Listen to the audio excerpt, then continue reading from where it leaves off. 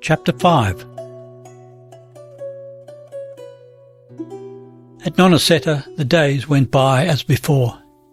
Kristin's time was passed between the dormitory and the church, the weaving room, the book hall, and the refectory. The nuns and the convent folk gathered in the pot herbs and the fruits from the herb garden and the orchard.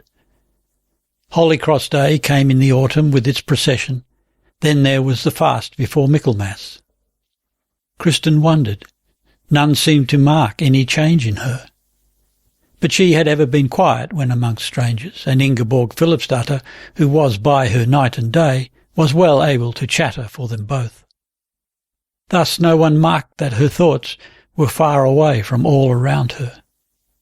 Erlend's paramour, she said to herself. She was Erlend's paramour now. It seemed now as though she had dreamed it all. The eve of St. Margaret's Mass, that hour in the barn, the nights in her bower at Skog. Either she had dreamed it, or else all about her now was a dream. But one day she must waken. One day it must all come out. Not for a moment did she think aught else than that she bore Erlend's child within her. But what would happen to her when this came to light, she could not well think. Would she be put into the black hole, or be sent home? She saw dim pictures of her father and mother far away. Then she shut her eyes, dizzy and sick, bowed in fancy beneath the coming storm, and tried to harden herself to bear it, since she thought it must end by sweeping her for ever into Erlend's arms, the only place where now she felt she had a home. Thus there was in this strained waiting as much of hope as terror, as much of sweetness as of torment. She was unhappy, but she felt her love for Erlend as it were a flower planted within her. In spite of her unhappiness, it put forth fresher and richer blooms every day. That last night, when he had slept by her side, she had felt, as a faint and fleeting bliss, that there awaited her a joy and a happiness in his arms such as she had not yet known. She thrilled now at the thought of it. It came to her like warm, spicy breaths from sun-heated gardens. Wayside brat! Inga had flung the word at her. She opened her arms to it and pressed it to her bosom. Wayside brat was the name they gave to the child begotten in secret, in woods or fields. She felt the sunshine and the smell of the pines in the forest pasture. Each new creeping tremor, each sudden pulse beat in her body she took as a reminder from the unborn babe that now she was come onto new paths. And were they never so hard to follow to the end, she was sure they must lead to Erlend at the last. She sat betwixt Ingeborg and Sister Astrid and sewed at the great tapestry of knights and birds amidst leafy tendrils. As she sewed, she thought of how she should fly when the time was come and it could no longer be hidden. She saw herself walking along the highways, clothed like a poor woman. All she owned of gold and silver she bore within a bundle in her hand. She bought herself shelter on a farm somewhere in a far-away countryside. She went as a serving wench, bore the water-carrier's yoke upon her neck, worked in the byres, baked and washed, and was cursed because she would not tell who was the child's father. Then Erlend came and found her. Sometimes she dreamed that he came too late. She lay snow-white and fair in the poor peasant's bed. Erlend stooped as he came in at the door. He had on the long black cloak he had used to wear when he came to her by night at Skog. The woman led him forward to where she lay. He sank down and took her cold hands. His eyes were sad as death. "Dost thou lie here, my one delight?" Bent with sorrow, he went out with his tender son clasped to his breast in the folds of his cloak. Nay, she thought not that it would so fall out. She had no mind to die. Erland should have no such sorrow. But her heart was so heavy, it did her good to dream these dreams. Then for a moment it stood out cold and clear as ice before her, the child that was no dream, that must be faced. She must answer one day for what she had done, and it seemed as if her heart stood still with terror. But after a little time had gone by, she came to think 'twas not so sure, after all, she was with child. She understood not herself why she was not glad. It was as though she had lain and wept beneath a warm covering, and now must get up in the cold. A month went by, then 2. Now she was sure she had been spared this ill hap, and, empty and chill of soul, she felt yet unhappier than before. In her heart there dawned a little bitterness toward Erland. Advent drew near, and she had heard neither from or of him. She knew not where he was. And now she felt she could not bear this fear and doubt. It was as though a bond betwixt them had snapped. Now she was afraid indeed. Might it not so befall that she should never see him more? All she had been safely linked to once she was parted from now, and the new tie that bound her to her lover was such a frail one. She never thought that he would mean to play her false, but there was so much that might happen. She knew not how she could go on any longer, day after day, suffering the tormenting doubt of this time of waiting. Now and then she thought of her father and mother and sisters. She longed for them, but as for something she had lost for ever. And sometimes in church and elsewhere too, she would feel a great yearning to take part in all that this meant, the communion of mankind with God. It had ever been a part of her life. Now she stood outside with her unconfessed sin. She told herself that this cutting adrift from home and kin and church was but for a time. Erland must take her by the hand and lead her back into it all. When her father had given consent to their love, she could go to him as of yore. When she and Erland were wed, they could confess and do penance for their transgression. She began to seek for tokens that other folk were not without sin any more than they. She hearkened more to tale-bearing, and marked all the little things about her which showed that not even the sisters in the convent here were altogether godly and unworldly. These were only little things. Under Lady Grower's rule, Nonacetta to the world was a pattern of what a godly sisterhood should be. Zealous in their devotions, diligent, full of care for the poor and sick were the nuns. Their aloofness from the world was not so strict but that the sisters both had visits from their friends and kin in the parlour, and themselves were given leave to visit these in the town when aught was afoot. But no nun had brought shame upon the house by her life all the years of Lady Grower's rule. But Kristin now had an ear alive to all the little jars within the convent walls, little wranglings and spites and vanities. Save in the nursing of the sick, none of the sisters would help with the rough housework. All were minded to be women of learning or skilled in some craft. The one strove to outdo the other, and the sisters who had no turn for learning or the nobler crafts lost heart and mooned through the hours as though half awake. Lady Grower herself was wise as well as learned. She kept a wakeful eye on her spiritual daughters' way of life and their diligence, but she troubled herself little about their soul's health. She had been kind and friendly to Kristin at all times. She seemed to like her better than the other girls, but that was because Kristin was apt at books and needlework, diligent and sparing of words. Lady Grower never looked for an answer from any of the sisters, but on the other hand she was ever glad to speak with men. They came and went in her parlour, tenant farmers and bailiffs of the convent, preaching friars from the bishop, stewards of estates on Hoverdoe with whom she was at law. She had her hands full with the oversight of the convent's great estates, with the keeping of accounts, sending out church vestments and taking in books to be copied, and sending them away again. Not the most evil-minded of men could find aught unseemly in Lady Grower's way of life, but she liked only to talk of such things as women seldom know about. The prior, who dwelt in a house by himself northward of the church, seemed to have no more will of his own than the abbess's writing reed or her scourge. Sister Potentia looked after most things within the house, and she thought most of keeping such order as she had seen in the far-famed German convent where she had passed her novitiate. She had been called Sigrid Undset before, but had taken a new name when she took the habit of the order, for this was much the use in other lands.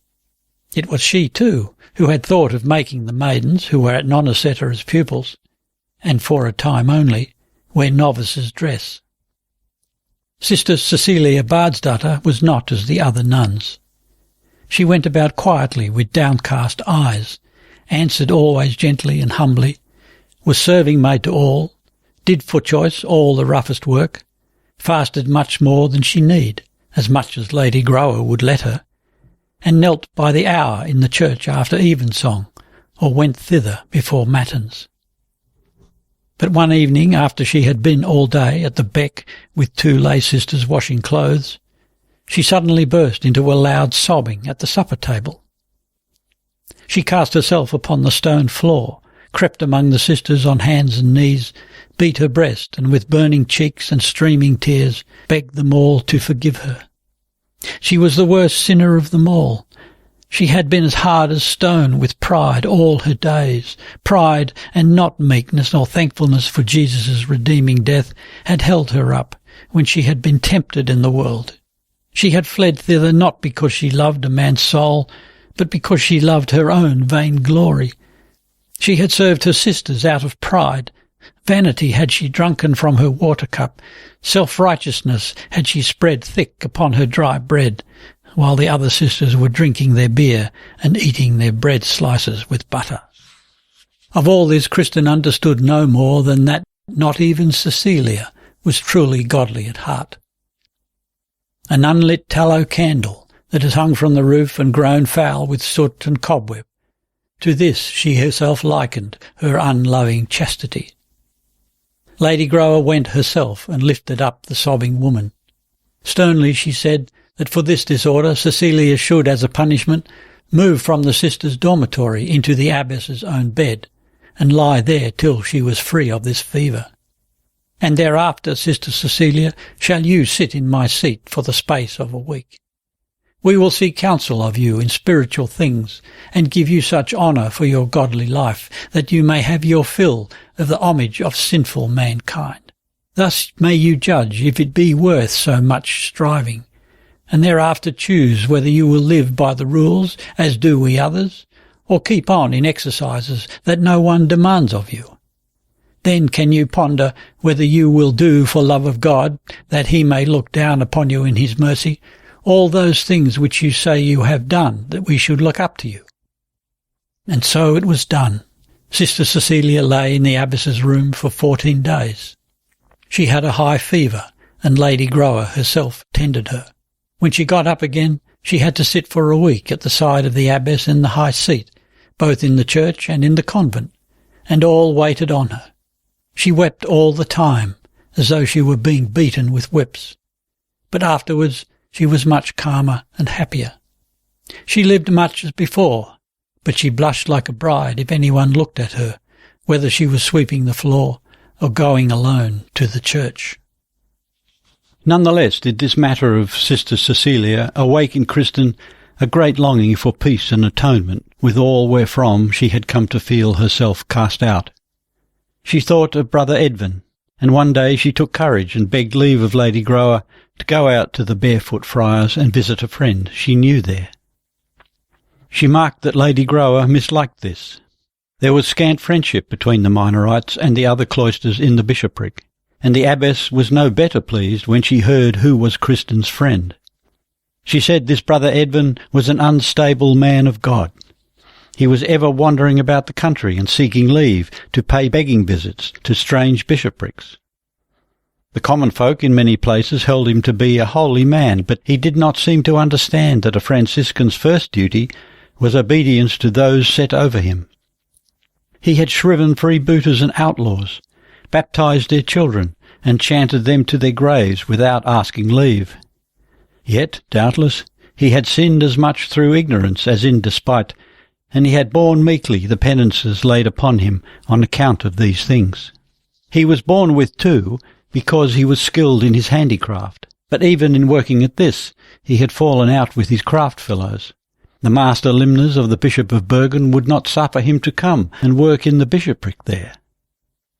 Kristin made bold to ask where he had come from, this monk with the un-Norse name. Lady Grower was in the mood for talking. She told how he had been born here in Oslo, but his father was an Englishman, Rikard Platemaster, who had wedded a farmer's daughter from the Skogheim hundred and had taken up his abode in the town. 2 of Edvin's brothers were armourers of good repute in Oslo, but this eldest of the Platemaster's sons had been a restless spirit all his days. 'Twas true he had felt a call to the life of the cloister from childhood up. He had joined the Cistercians at Hovedow as soon as he was old enough. They sent him to a monastery in France to be trained, for his gifts were good. While still there, he had managed to get leave to pass from the Cistercians into the Minorite order, and at the time the unruly friars began building their church eastward in the fields in despite of the bishop's command, Brother Edvin had been one of the worst and most stiff-necked of them all. Nay, he had half killed with his hammer one of the men the bishop sent to stop the work.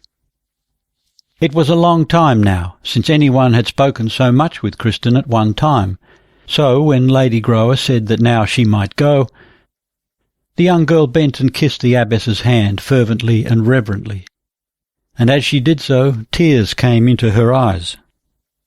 And Lady Grower, who saw she was weeping, thought it was from sorrow, and so she said, maybe she might, after all, let her go out one day to see Brother Edvin. And a few days later she was told some of the convent folk had an errand to the king's palace, and they could take her out along with them to the brothers in the fields. Brother Edvin was at home.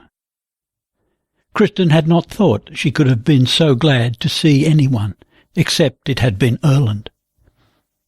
The old man sat and stroked her hand while they talked together, in thanks for her coming.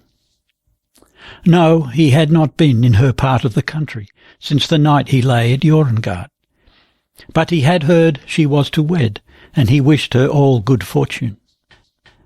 Then Kristin begged that he would go over to the church with her. They had to go out of the monastery and round to the main door. Brother Edvin would not take her through the courtyard. He seemed altogether exceeding downcast, and fearful of doing anything that might offend. He had grown very old, thought Kristin.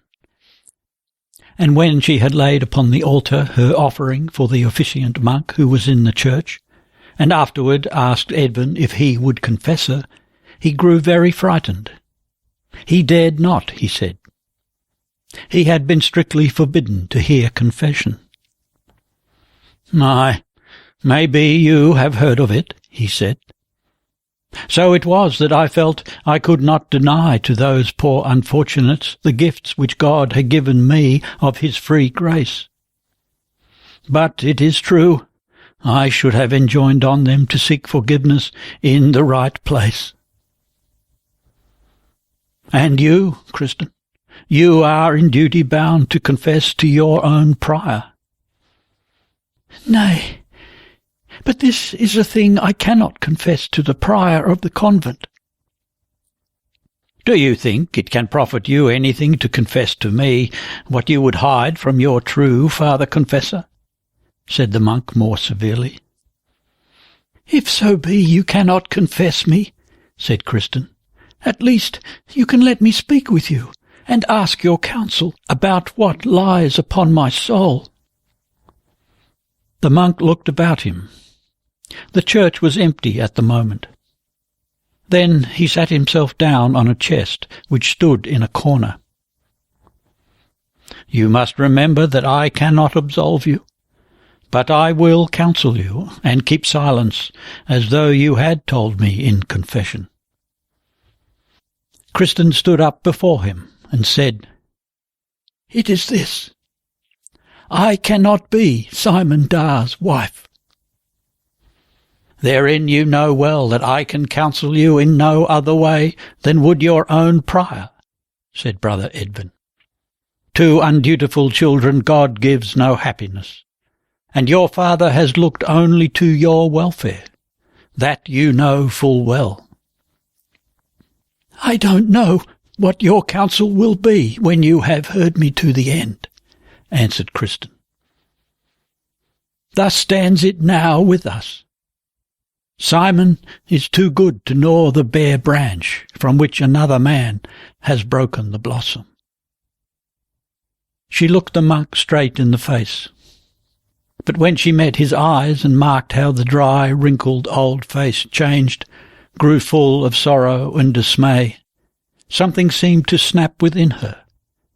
Tears started to her eyes, and she would have cast herself down upon her knees. But Edvin stopped her hurriedly. "No, no! Sit here on the chest beside me. I cannot confess you." He drew aside and made room for her. She went on weeping. He stroked her hand and said gently, "Do you remember that morning, Kristin, I first saw you there, on the stairway in the Hamar church? I heard a tale once when I was in foreign lands, of a monk who could not believe that God loved all us wretched sinners. Then came an angel and touched his eyes, and he beheld a stone in the bottom of the sea, and under the stone there lived a blind, white, naked creature. And he gazed at it until he came to love it, for it was so frail and weak. When I saw you sitting there, so little and so frail within the great stone house, I thought it was but reason that God should love such as you. Fair and pure you were, and yet you did need a helper and a protector. I thought I saw the whole church, with you in it, lying in the hollow of God's hand." Kristin said low, "We have bound ourselves one to the other with the dearest oaths, and I have heard that in the eyes of God such a pact hallows our coming together as much as if our fathers and mothers had given us one to the other." The monk answered sadly, "I see well, Kristin, someone who did not know it to the full has spoken to you of the canonical law. You could not bind yourself by oath to this man without sinning against your father and mother. Them hath God set over you before you met him. And is it not a sorrow and a shame for his kin too, if they learn that he has lured astray the daughter of a man who has borne his shield with honour at all seasons, betrothed too to another? I hear by your words you don't think you have sinned so greatly. Yet you dare not confess this thing to your appointed priest. And if so be you think you are as good as wed to this man, why don't you set on your head the linen coif of wedlock, but go still with flowing hair amidst the young maids with whom you can have no great fellowship any more? For now must the chief of your thoughts be with other things than they have in their mind." "I don't know what they have in their minds," said Kristin wearily. "True it is that all my thoughts are with the man I long for. Were it not for my father and mother, I would gladly bind up my hair today. I would care little if I were called wanton, if only I might be called his." "Do you know if this man means so to deal toward you, that you may be called his with honour some day?" asked Brother Edvin. Then Kristin told of all that had passed between Erland Nicolausen and herself, and while she spoke, she seemed not even to call to mind that she had ever doubted the outcome of it all. "Don't you see, Brother Edvin," she began again, "we could not help ourselves. God help me, if I were to meet him outside here today when I go from you, and should he pray me to go with him, I would go. I know well, too. I have seen now there be other folk who have sinned as well as we. When I was a girl at home, it was past my understanding how anything could win such power over the souls of men that they could forget the fear of sin. But so much have I learnt now. If the wrongs men do through lust and anger cannot be atoned for, then must heaven be an empty place. They tell of you even that you, too, once struck a man in wrath. "'Tis true," said the monk. "God's mercy alone have I to thank that I am not a manslayer. It was many years ago. I was a young man then, and I thought I could not endure the wrong the bishop would have put upon us poor friars. King Haakon, he was duke then, had given us the ground for our house, but we were so poor we had to work upon our church ourselves, with some few workmen who gave their help more for heavenly reward than for what we could pay them.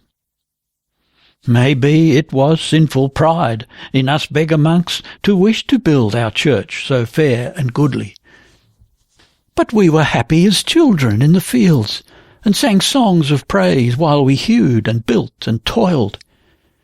Brother Ranulph, God rest his soul, was master builder. He was a right skilful stone-cutter. I am sure he had been granted skill in all knowledge and all arts by God himself. I was a carver of stone panels in those days. I had but just finished one of St. Clara, whom the angels were bearing to the church of St. Francis in the dawn of Christmas Day. A most fair panel it proved, and all of us joyed in it greatly. Then the hellish miscreants tore down the walls, and a stone fell and crushed my panels. I struck at a man with my hammer. I could not contain me. Ah, now you smile, my Kristin. But don't you see it is not well with you now, since you would rather hear such tales of other folks' frailties than of the life and deeds of good men who might serve you as a pattern? It is no easy matter to give you counsel, he said, when it was time for her to go. For were you to do what were most right, you would bring sorrow to your father and mother, and shame to all your kin. But you must see to it that you free yourself from the troth you plighted to Simon Anderson, and then you must wait in patience for the lot God may send you. Make in your heart what amends you can, and don't let this Erland tempt you to sin again, but pray him lovingly to seek atonement with your kin and with God. From your sin I cannot free you, said Brother Edvin as they parted. But I will pray for you with all my might. He laid his thin old hands upon her head and prayed in farewell, that God might bless her and give her peace.